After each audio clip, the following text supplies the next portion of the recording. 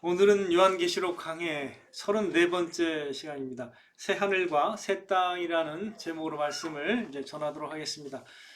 우리는 이제 지난주에 요한계시록 20장을 살펴봤습니다.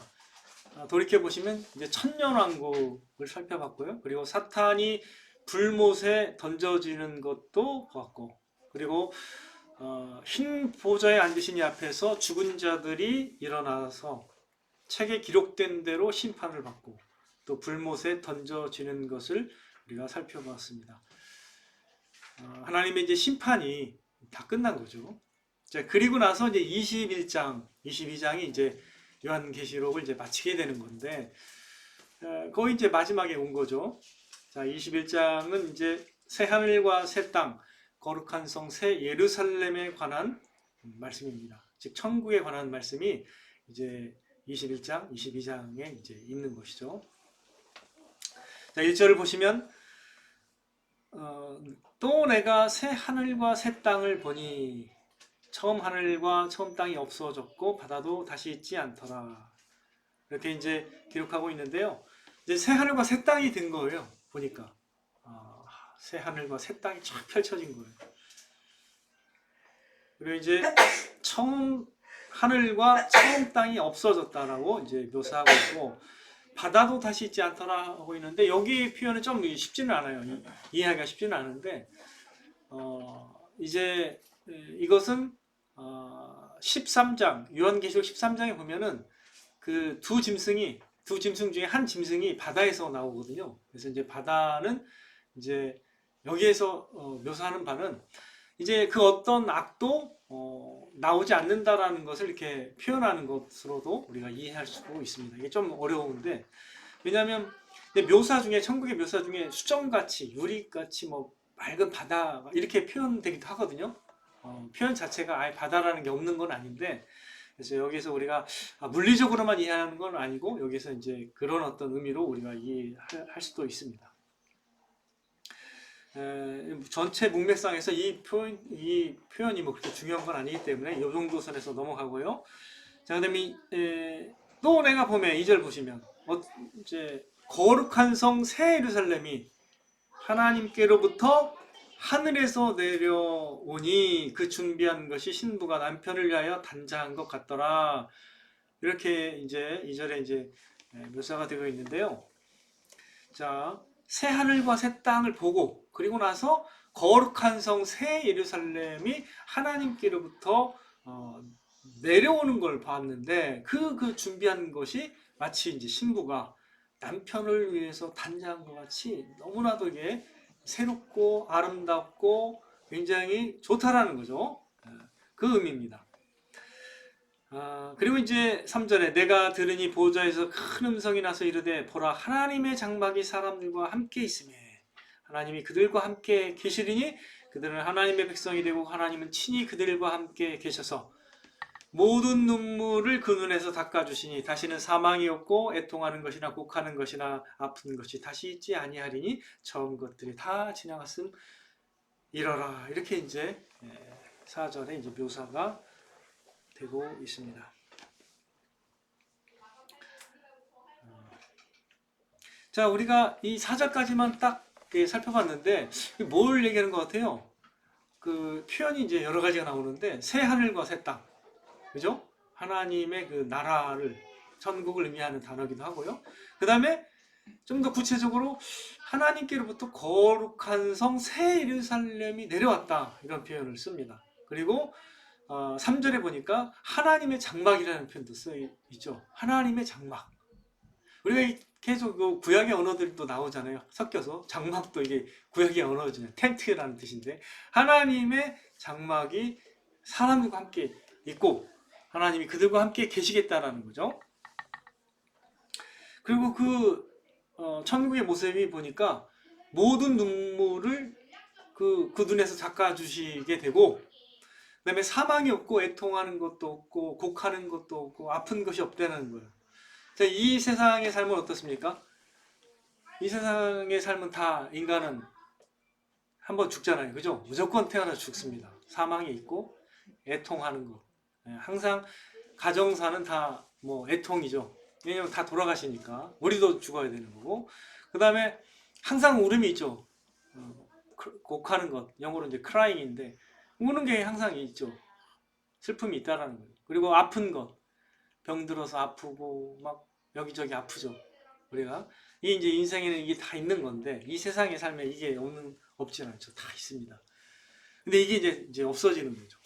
하나님의 나라, 천국을 의미하는 것인데, 자 이게 이제 우리가 이제 성경의 마지막에 와서 이렇게 하나님의 나라, 천국에 대해서 이제 강렬하게 이제 우리가 많이 등장하게 됩니다. 그리고 이제 이 성경이 맞춰지는데 한번 우리가 구약을 보면서도 이게 이제 우리가 살펴보면 좋을 것 같아요.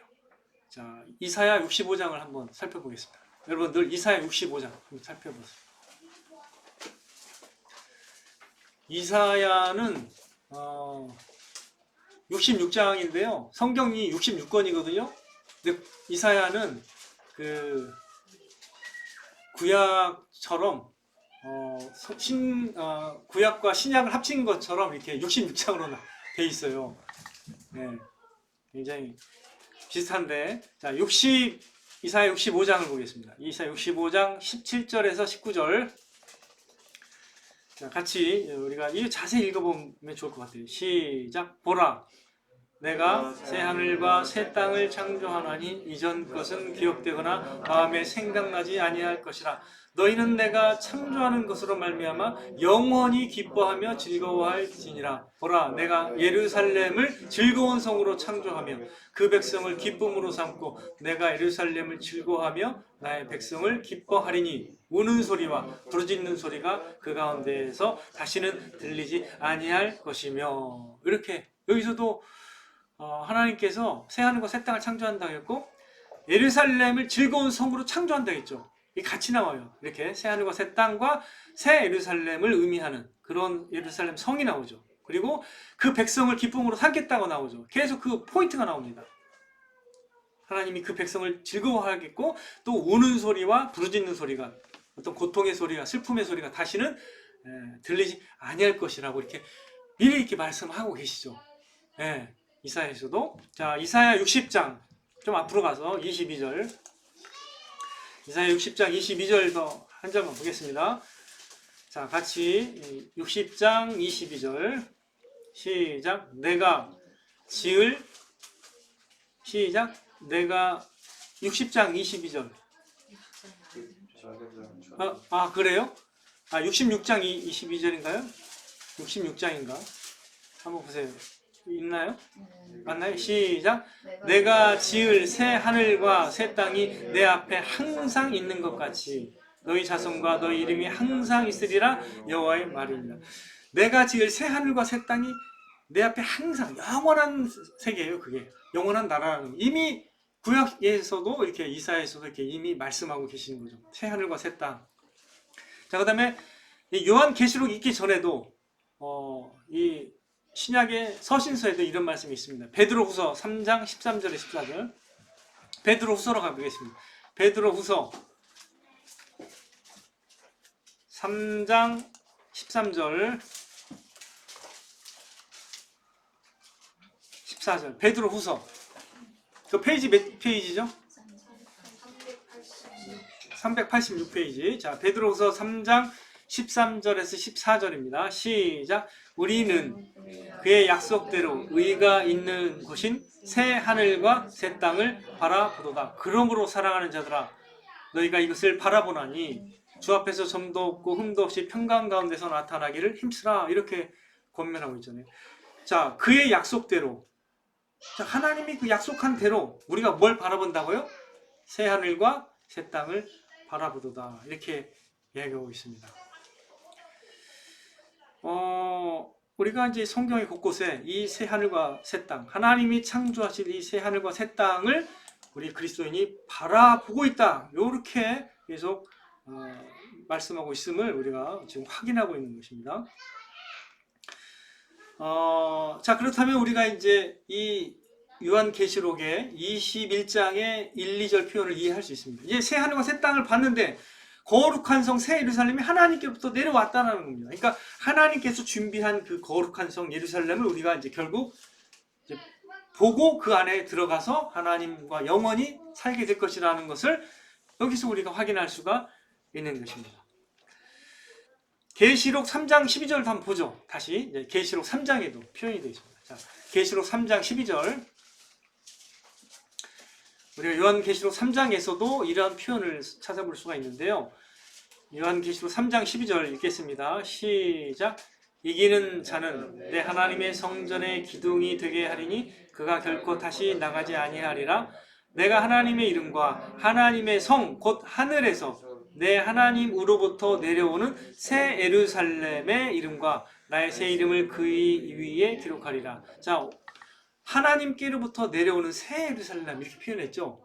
하나님께로부터 내려오는 새 예루살렘. 그래서 이 천국의 그 다양한 이름을 우리가 여기서 묘사를 볼 수 있습니다. 새 예루살렘 또는 거룩한 성, 또 새 예루살렘. 이게 이제 같은 의미죠.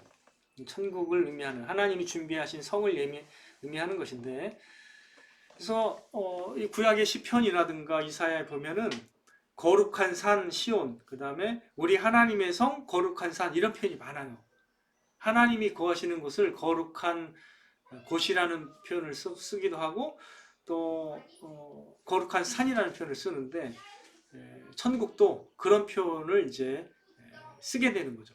거룩한 성, 새 예루살렘이 되는 것이죠. 자, 이 새 예루살렘은 하나님이 준비하시는 건데 굉장히 그 신부가 마치 남편을 위해서 섬세하게 아름답게 꾸민 것처럼 그렇게 준비되어 있다는 그런 표현을 쓰시는 거예요. 요한복음에 보시면 천국을 주님이 예비하시겠다라고 말씀하고 계시거든요. 요한복음 14장 1절에 3절 보시면 너희는 마음에 근심하지 말라. 하나님을 믿으니 또 나를 믿으라. 내 아버지 집에 거할 곳이 많도다. 예수님이 그때 내 아버지 집이라고 표현했습니다. 천국을 내 아버지 집. 근데 이때 표현을 계속 어떻게 이어가시냐면 그렇지 않으면 너에게 일렀으리라. 내가 너희를 위하여 거처를 예비하러 가노니. 내가 너희를 위하여 거처. 그러니까 내가 너희가 영원히 거할 그 거처, 이 천국을 내가 예비하러 간다. 이런 말씀을 하세요. 가서 너희를 위하여 거처를 예비하면 내가 다시 와서 너희를 내게로 영접하여 나 있는 곳에 너희도 있게 하리라. 이게 이제 예수님이 약속하신 말씀입니다. 그러니까 천국이라는 게 하나님이 우리를 위해서 예비하신 곳이라고도 말해도 좋다라는 겁니다.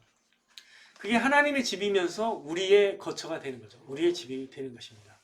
그래서 천국은 이러한 다양한 표현들로 쓰인다는 걸 기억하시고, 자, 이제 우리는 이 부분을 다루면서 또 성경의 중요한 그 어떤 줄기라고 할 수 있는 그것을 우리가 건드려야 되거든요. 자, 그걸 생각하면서 제가 말씀을 이제 드리겠습니다. 출애굽기에 보면은 이제 하나님이 이제 모세를 만나 주시는 장면이 나옵니다. 처음 모세를 만나 주실 때 이제 하나님이 모세에게 이렇게 말씀하세요. 하나님이 이르시되 이리로 가까이 오지 말라. 네가 선 곳은 거룩한 땅이니 내 발에서 신을 벗으라. 그러니까 거룩한 땅이라고 했습니다. 하나님이 나타나실 때 떨기나무에서 불이 붙는데요. 이게 타지가 않아요. 근데 불이 막 활활 타는데 실제로 소멸되지 않는 그 거룩한 장면을 본 거예요. 이거는 하나님의 능력만 가능한 거거든요. 어떻게 불이 타는데 다른 게 모든 게 그대로 있다라는 건 이게 너무 놀라운 장면이거든요. 안 타고 나무인데 안 타. 하나님의 그 놀라운 그 어떤 자신을 드러내시는 그 장면인데 그때 하신 말씀이 네가 선 곳은 거룩한 땅이라고 했습니다. 그러니까 거룩하다라는 개념이 하나님이 거룩하시기 때문에 하나님이 내려와서 계시니까 이 땅이 거룩하다는 걸 말씀하시면서 그 발에서 그 땅에서 내 발에서 신을 벗으라라고 이렇게 요청하신 거죠. 그것은 이제 하나님을 가까이 할 수 없는 죄 많은 인간의 모습을 모세도 취하고 있었기 때문에 모세에게 그러한 요구를 하신 겁니다. 그 누구도 죄 있는 상태에서 그냥 하나님을 직접적으로 깨끗하게 대면할 수는 없기 때문에 하나님이 모세를 사용하셨지만 그렇게 이제 말씀을 하신 거예요. 제약을 두고 말씀을 하신 거죠. 자, 그런데 그 모세에게 왜 이스라엘을 구원하게 하셨는가? 그리고 이스라엘 구원해서 뭘 하기 위해서 구원하셨는가가 계속 그 중요한 대목이 이제 나오는데, 출애굽기 6장 2절에서 7절에 이제 그 대목이 나옵니다. 우리가 이 대목을 이해해야 성경의 그 줄기를 잡으면서 이 하나님이 도대체 왜 이 천국을 설명하는가, 이걸 또 이해할 수가 있습니다. 출애굽기 6장 2절에서 7절 한번 살펴보겠습니다. 찾아보세요. 자, 출애굽기 6장 2절에서 7절. 출애굽기 6장 2절에서 7절까지. 자, 같이 이제 읽겠습니다. 출애굽기 6장 2절에서 7절까지. 시작. 하나님이 모세에게 말씀하여 이르시되 나는 여호와이니라.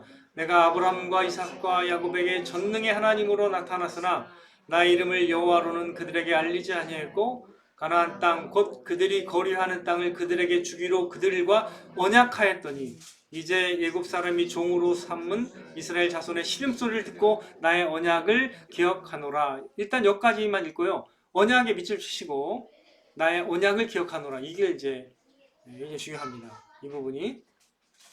자, 그리고 계속 읽겠습니다. 그러므로부터 다시 시작. 그러므로 이스라엘 자손에게 말하기를 나는 여호와라. 내가 애굽 사람의 무거운 짐 밑에서 너희를 빼내며 그들의 노역에서 너희를 건지며 편팔과 여러 큰 심판으로 둘러서 너희를 속량하여 너희를 내 백성으로 삼고 나는 너희의 하나님이 되리니 나는 애굽 사람의 무거운 짐 밑에서 너희를 빼낸 너희의 하나님 여호와인 줄 너희가 알지라. 자, 여기서 결국 그 언약의 핵심은 뭐예요? 그 언약은 표면적으로는 그들에게 그들이 거류한 땅을 그들에게 주기로 그들과 언약하였다는 표현이 있잖아요. 그 땅을 주기로 했다는 거예요. 어떤 땅, 어떤 성, 쉽게 말하면 자, 그걸 주시기로 언약을 세웠습니다. 근데 그 언약의 또 내면적 그 의미는 뭐예요?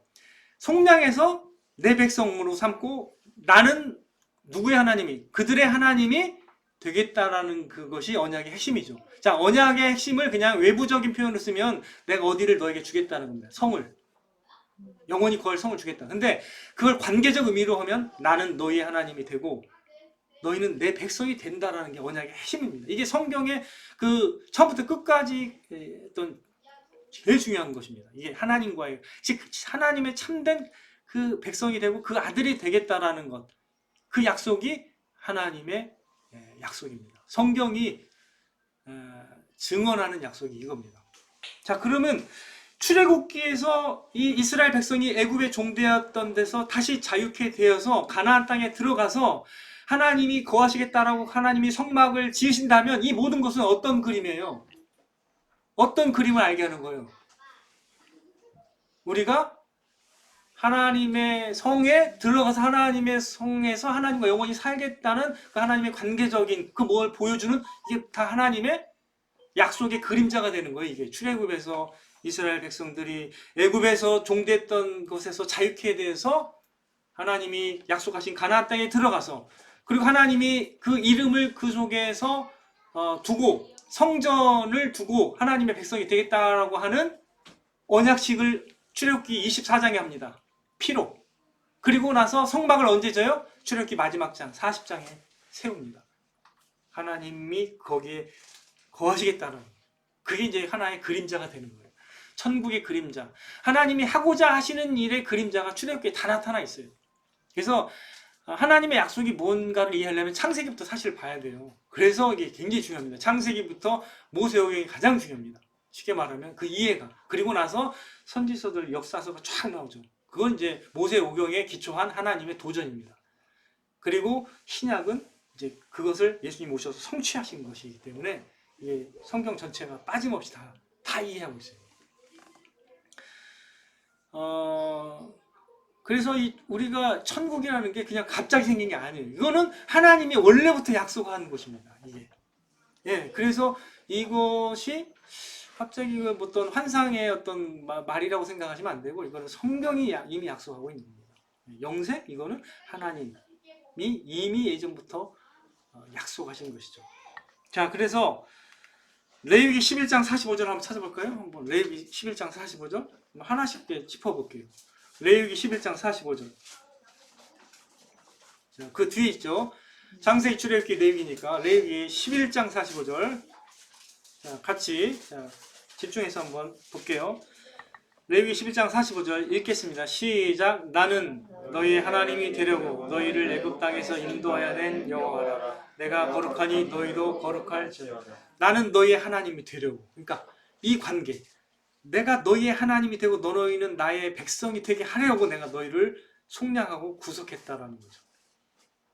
레위기 26장으로 넘어갈게요. 레위기 26장 11절 13절. 레위기 26장 11절 13절. 레위기 26장입니다. 11절. 시작.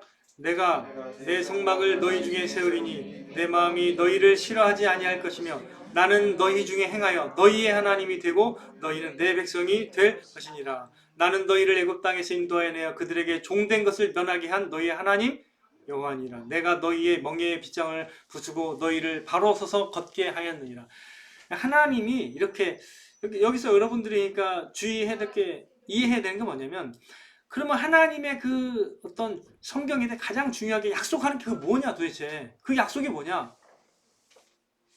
우리 중에 장막을 치시겠다는 거예요. 우리 중에 우리와 함께 거하시겠다는 거예요. 내가 내 성막을 너희 중에 세우리니. 세워서 어떻게 해요? 내 집을 거기에 세워서 너희가 나의 백성이 되고 나는 너희 하나님 되게 할 것이다라는 거죠. 하나님이 우리와 영원히 함께 하시겠다라는 것을 의미하는 그 약속입니다.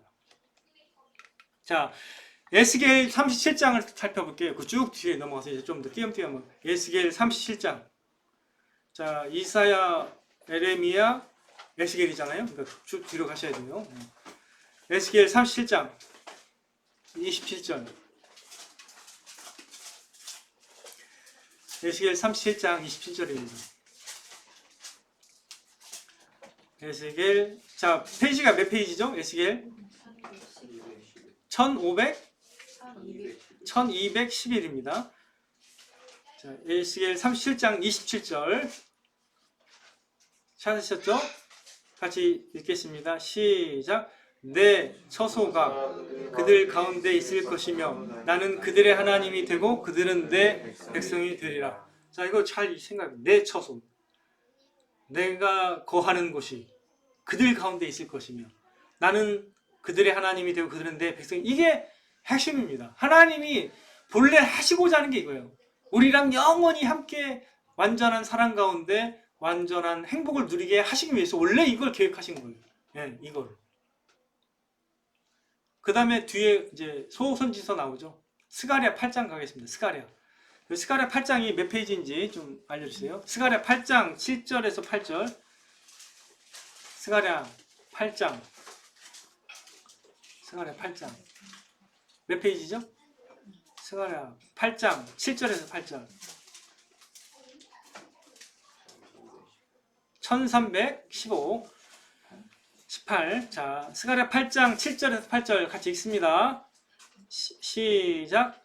만군의 여호와가 이같이 말하노라. 보라, 내가 내 백성을 해가 뜨는 땅과 해가 지는 땅에서부터 구원하여 내고 인도하여다가 예루살렘 가운데에 거주하게 하리니 그들은 내 백성이 되고 나는 진리와 공의로 그들의 하나님이 되리라. 여기서 또 예루살렘 나오죠. 그러니까 내 성막이라는 표현도 나오고 성막, 장막, 예루살렘, 그게 장소적 어떤 그 하나님의 하나님이 약속한 표현들이에요. 그 장소의 표현. 예루살렘, 시온, 그 다음에 뭐 내 장막, 내 성 이런 게 되겠죠. 그리고 그것의 그 관계적 이름은 뭐예요? 관계적 내용은 뭐예요?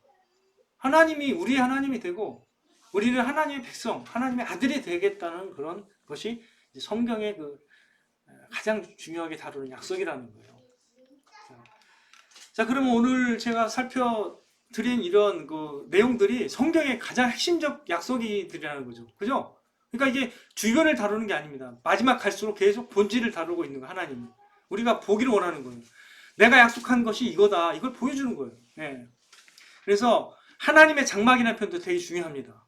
세 번째 나오는 게 오늘 요한계시록 21장에서 처음에 새 하늘과 새 땅 나왔죠. 두 번째 뭐예요? 거룩한 성, 새 예루살렘이라고 했죠. 그 마지막에 뭐예요? 하나님의 장막이라는 표현이 있죠. 예. 자, 그러면 자, 고린도후서 5장을 보겠습니다. 이제 신약에 와서 고린도후서 5장 1절에서 4절. 고린도후서 5장입니다. 고린도후서 5장 1절에서 4절. 자, 같이 읽겠습니다. 시작. 만일 땅에 있는 우리의 장막집이 무너지면 하나님께서 지으신 집 곧 손으로 지은 것이 아니요 하늘에 있는 영원한 집이 우리에게 있는 줄 아느니라. 참으로 우리가 여기 있어 탄식하며 하늘로부터 오는 우리 처소로 덧입기를 간절히 사모하노라. 이렇게 표현하잖아요. 네, 이렇게 하나님께서 지으신 집, 하늘에 있는 영원한 집이라는 표현을 쓰잖아요. 그래서 하나님의 장막이라는 표현, 이것도 천국을 의미하는 거라는 거예요. 자, 그 다음에 계시록 7장 15절로 이제 마지막으로 보겠습니다. 계시록 7장 15절. 자, 같이 읽겠습니다. 계시록 7장 15절. 요한계시록 7장 15절. 시작. 그러므로 그들이 하나님의 보좌 앞에 있고 또 그의 성전에서 밤낮 하나님을 섬기며 보좌에 앉으시니가 그들 위에 장막을 치시리니. 그래서 이런 표현을 이제 구약의 언어를 같이 쓰는 거죠. 같이 이렇게 씁니다. 뭐 이제 제가 하나만 더 언급하면 이제 히브리서 11장 16절에 보면 천국을 뭐라고 표현했어요? 그들이 이제는 더 나은 본향을 사모한다고 했죠. 곧 하늘에 있는 것이라. 우리가 사모할 더 나은 본향이 어디예요? 천국이잖아요. 천국. 하늘에 있는 그 천국. 그러니까 우리가 이 천국을 이렇게 집이라고 표현하기도 해야 돼요. 그게 참 집하면 우리가 참 안전을 느끼고 평온함을 느끼잖아요. 이게 집이라는 그런 그 비유로 이 천국을 이렇게 쓰신 거는 우리로 잘 깨닫게 하기 위한 거예요. 더 나은 고향 또는 더 나은 집이 천국에 있다는, 천국이라는 게 있다라는 거예요. 이게 이제 성경이 약속하는 바입니다. 그래서 이 성경이 약속하는 이 천국에 대해서 우리가 잘 알고 믿고 있어야 되는 거예요. 그래서 이제 히브리서 11장 16절 17절 보면 이렇게 표현하고 있어요. 이러므로 하나님이 그들의 하나님이라 일컬음 받으심을 부끄러워 아니하시고 그들을 위하여 한 성을 예비하셨느니라. 이때 성이라는 표현을 써요. 거룩한 성, 예루살렘이라는 것이 바로 이러한 표현과 같은 거죠. 자, 한 번만 더 찾아볼게요. 제가 한 번 더 구절이 더 있는데 히브리서 12장 한번 찾아보죠. 히브리서 12장 22절. 자, 히브리서 12장 22절.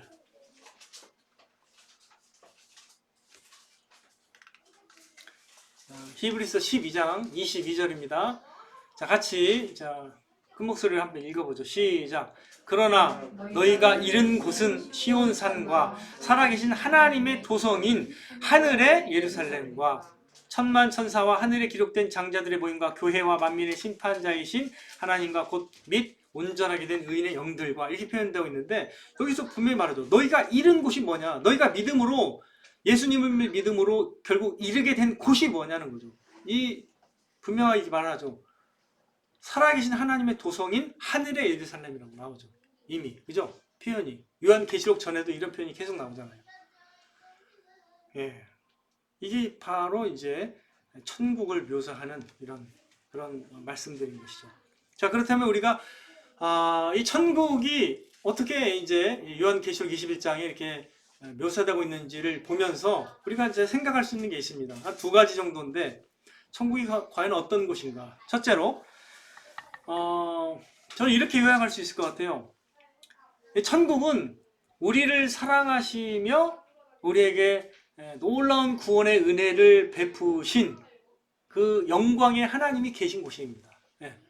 그러니까 우리에게 모든 일을 행하신 그 하나님이 계신 곳이에요. 천국이. 일단 하나님으로부터 시작해야 됩니다. 하나님으로부터 내려오는 것이기 때문에 하나님이 계신 곳이라는 거예요. 천국은. 그래서 하나님이 계신 곳이라는 것이 우리가 천국에 대한 어떤 개념을 새로 이렇게 갖는데 가장 중요한 본질입니다. 하나님이 계시다라는 것에서 모든 게 결정이 되는 거예요. 만일에 우리만 있고 별다른 게 없다, 변하는 게 없다 이러면 이건 뭐 크게 뭐 이게 천국이라고 말할 것도 없어요. 그죠? 우리만 있다면 뭐 이 세상의 모습과 별반 다르지 않을 것이라는 생각할 수 있을 텐데, 이게 아니라 영광의 하나님이 계셔서, 그래서 4절에 묘사한 바와 같이 가능해요. 모든 눈물을 그 눈에 닦아주실 수 있는 하나님이 거기에 계시고, 그렇기 때문에 사망도 더 이상 없고 애통과 곡하는 것, 그리고 아픔이 더 이상 없다라는 거죠. 질병과 죽음이 더 이상 없어요. 그곳에는. 5절 말씀 보시면 그 보좌에 앉으신 이가 뭐라고 했죠? 5절 말씀 보세요. 내가 만물을 새롭게 할 수 있는 능력이 누구한테 있어요? 하나님에게 있죠. 하나님에게 있습니다. 만물을 새롭게 할 수 있는 그 하나님이 거기에 계시기 때문에 천국은 우리에게 놀라운 곳이 될 거라는 거죠. 하나님의 임재 가운데 사는 삶은 더 이상 눈물과 슬픔과 애통함이나 아픈 것이 없는 완전한 기쁨과 행복을 의미하는 것입니다. 사실 생각해 보세요. 우리가 왜 눈물을 흘리고 슬프고 애통하고 왜 질병에 걸립니까? 이게 다 뭐 때문에 그래요? 인간의 죄 때문에 그러잖아요. 죄로 인해서 모든 것들이 사망이 왔습니다. 죄로 인해서 사람을 한번 죽게 됩니다. 반드시. 그리고 육체적 질병도 오는 거죠. 죄로 인해서 다 오는 거거든요. 이게. 천국은 영영한 희락입니다. 영영한 희락을 띠고 기쁨과 즐거움을 얻는 곳이라고 이사야 35장 10절에서도 묘사하고 있죠. 슬픔과 탄식이 사라질 것이라고 예언하고 있습니다. 이사야 35장에 이미 영영한 희락이라고 말하고 있습니다. 그래서 천국은 우리가 이 땅에서 생각하는 것 이상이 될 거라는 것은 분명한 거예요. C.S. 루이스는 이런 말을 했어요. 약간 천국에 대해서 약간 분명하지 않은 사람들에게 이런 얘기를 했습니다. 그동안 이 세상이 당신에게 너무나 좋아서 떠나기가 서운합니까? 이렇게 질문하면서 우리가 뒤에 남겨놓고 떠나는 그 어떤 것보다도 더 좋은 것들이 우리 앞에 있습니다. 라고 이렇게 천국을 이렇게 묘사했습니다. C.S. 루이스도. 자, 두 번째로 천국은 어떤 곳인가? 성경의 궁극적 약속이 완전히 성취되는 곳이라고 말씀드릴 수 있습니다. 성경을 진짜로 바르게 읽고 안다는 사람은 분명히 이게 무슨 말인지 알아요. 성경이 약속하는 바가 완전히 성취되는 곳이 천국이라는 것을 믿고 확신할 수밖에 없습니다. 왜? 성경이 처음부터 끝까지 얘기해왔기 때문이죠. 이게 그냥 생긴 게 아니에요. 천국은. 그래서 마냥 이제 사람들이 그래요. 천국을 잘 모르기 때문에 들어는 알고 있지만 예수님 잘 모르는 사람들은 그냥 이렇게 그런 과연 세상이 있을까? 이런 어떤 의심을 품곤 하죠. 근데 전혀 그렇지 않습니다. 그게 원래부터 하나님의 계획이었고 처음부터 얘기한 겁니다. 이게. 성경을 바르게 읽고 겸손하게 계속 성경을 읽어본 사람은 이걸 분명하게 믿을 수가 있는 겁니다.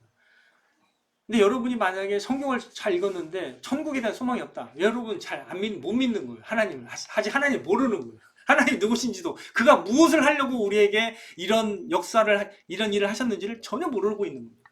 딴 생각하는 거예요. 혼자 자의적 해석을 계속 하고 있는 겁니다. 천국이 우리가 만들어낸 게 아닙니다. 분명히 말씀드리지만 성경이 약속하고 있는 게 새하늘과 새 땅이고 그게 바로 하나님의 거룩한 성 새 예루살렘이라는 것을 우리가 이 요한계시록을 통해서 확인하고 있는 거예요. 그래서 제가 그래서 구약부터 계속 설명해 드리는 거예요. 이게 성경의 가장 중요한 것과 연관이 되어야 됩니다. 그래서 여러분들이 보시면 5절을 보세요. 5절을 보시면서 6절로 이어질 때 뭐라고 하나님께서 하시죠? 보좌에 앉으시니까 뭐라고 말씀하세요? 보라 내가 만물을 새롭게 하노라고 얘기하죠. 그죠? 성경이 어떻게 시작하죠? 창조로부터 시작합니다. 재창조로 마칩니다. 창세기 하나님의 능력에서 시작해요. 창조에서 재창조로 끝납니다. 구속은 재창조를 말하는 거예요. 천국은 재창조의 얘기입니다. 자, 그래서 이걸 어떻게 말씀하세요? 5절에 그래서 보라 내가 만물을 새롭게 하노라 하고 이 말씀이 신실하고 참되다고 말하면서 이걸 어떻게 해요? 뭐라고 하죠? 우리에게 사도 요한에게 뭐라고 했습니까? 어떻게 요구했어요? 이거를 기록하라고 했잖아요. 이 포인트를 기록하라는 거예요. 이 말은 신실하고 참되니 기록하라. 내가 만물을 새롭게 하겠다라는 것이 마지막에 이제 성취되는 겁니다. 이해되세요? 이 약속이 성취된다는 걸? 그 다음에 6절에 뭐라고 말씀하세요? 그 다음에 뭐라고 말씀하세요? 내게 말씀하시되 뭐라고 말씀하시죠? 같이 읽어요. 이루었도다. 이루었도다. 다 성취되는 거예요. 그러니까 천국은 어떤 곳이라고요? 하나님의 성경의 궁극적 약속이 완전히 성취되는 곳이라고 말씀드릴 수 있는 겁니다. 성경이 증언하고 약속하고 있는 모든 것의 성취가 하나님의 나라 천국인 것이에요. 이것도 어떻게 해요? 하나님께서 중요하게 말씀하시죠. 다 이루었도다 라고 말씀하시잖아요. 성경에 나타난 약속이 결국 무엇을 위한 것이었던가, 여기에서 다 드러납니다. 하나님이 이걸 하려고 이렇게 우리로 하여금 믿음을 지키고 하나님을 바라보면서 믿음으로 살라고 요구하는구나, 이걸 깨닫는 거예요. 영원히 가장 잃어버릴 수 없는 가장 중요한 것을 주고자 하나님이 이렇게 하신 거구나, 이런 걸 깨달을 수가 있는 것이죠. 성경이 점진적으로 계시하고 증거하고 나타내는 약속이 분명히 여기 나타나 있는 거예요. 3절 중반부에 보세요. 다시 한번 확인하시면 그 약속이 뭐라고요? 하나님이 그들과 함께 계시리니, 이겁니다. 그들은 하나님의 백성이 되고 하나님이 친히 그들과 함께 계셔서 라는 표현이 있죠. 이게 약속입니다. 성경에 중요한 약속. 7절에도 보시면 뭐라고 표현되고 있죠? 7절 같이 읽어요. 시작. 이기는 자는 이것을 상속으로 받으리라. 나는 그의 하나님이 되고 그는 나의 아들이, 이겁니다. 이 관계의 완전한 회복이 하나님이 성취하시고자 하는 겁니다. 이게 천국에서 가능해요. 이게. 그래서 이게 엄청난 것이라는 걸 우리가 이제 이해해야 됩니다. 이 천국이 단순한 게 아니구나. 하나님이 약속해가지고 우리를 불러다가 이 천국을 경험하게 해서 하나님과의 놀라운 관계 가운데 완전한 기쁨과 행복을 영원하게 누리도록 하시기 위한 하나님의 놀라운 계획이 성취되는 곳이구나라는 것을, 이게 다 와닿아야 돼요. 처음부터 창세기부터 읽은 사람은, 계속 이거를 연결해 통일스럽게 읽은 사람은 이 장면이 가장 영광스러운 장면이 돼야 되는 거예요. 이게 이제 우리랑 별로 상관이 없을 것 같은데 아닙니다. 여러분 집을 상관이 없는 걸로 여기지 않잖아요. 이 세상 살 때. 집 굉장히 중요하게 여기죠. 그래서 어떤 표현이 있어요. 집을 방만하기 위해서 어떻게 하죠? 그들이 영혼을 끌어다가 삽니다. 영끌. 표현이 좋아요. 제가 볼 때는. 진짜 영끌을 해야 되는 거예요, 우리가. 그렇지 않습니까? 우리 이 세상에서 집도 영끌하는데, 저는 집이 중요하다고 생각합니다. 그 우리에게 주는 교훈이 있어요. 집이 없으면 우리가 평안을 못 누리잖아요. 맞죠? 불안하잖아요.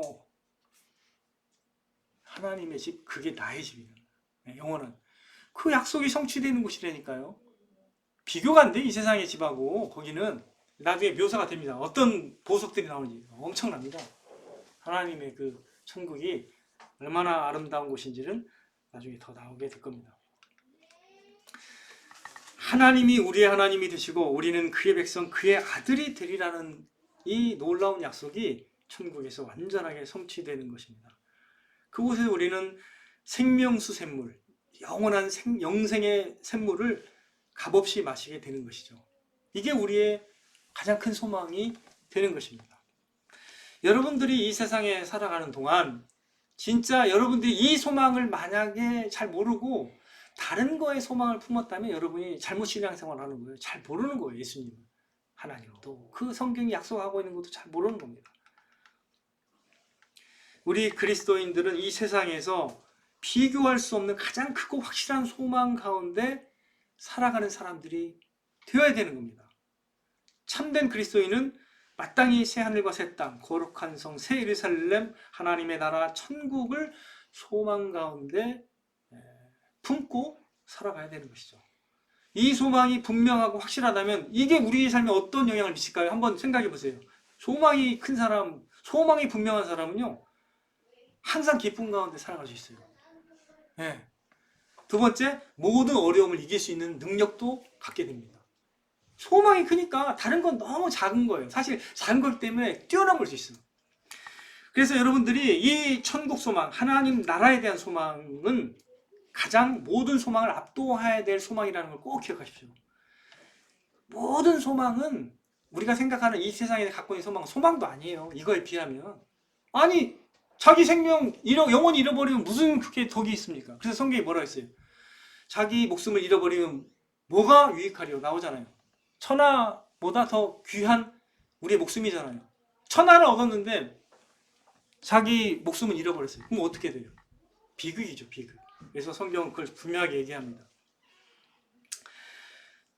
이 천국 소망이요, 모든 것보다 더 압도적인 소망이라는 걸 꼭 기억하시고 그것을 품어야 됩니다. 이 참된 그리스도인은 바로 이 소망의 압도적인 능력 가운데 살아가게 되는 것이죠. 여러분, 제가 권면하는 건 이겁니다. 이 능력을 여러분이 갖고 있어야 됩니다. 참된 그리스도인은 그래서 성경 말씀처럼 환난 가운데서도 좌절하지 않고 하나님의 영광을 보고 바라보면서 즐거워할 수 있는 거예요. 그 능력이 있는 겁니다. 요한계시록을 통해서 우리가 배우고자 하는 게 뭐가 있습니까? 결국 이겁니다. 이 소망을 바라보기 때문에 우리가 이 세상 사는 동안에 어떻게 주님을 맞이할 준비를 어떻게 할 것인가를 깨닫게 한다는 거예요. 하나님과 하나님의 나라를 바라보면서 새 힘을 얻고 기뻐하면서 소망 가운데 이 세상에서 직면하는 어려움들을 이겨나갈 수 있도록 하나님은 그렇게 그걸 보여주기를 원하는 겁니다. 하나님의 영광을, 하나님의 아름다움과 그 놀라움을 보여주기 원하는 것이죠. 이 소망 가운데 기쁨으로 살아가시는, 그래서 살아가셔서 모든 어려움을 등이 이겨내는 은혜를 더욱 늘어나가시는 저와 여러분이 되시기를 주님의 이름으로 축원드립니다.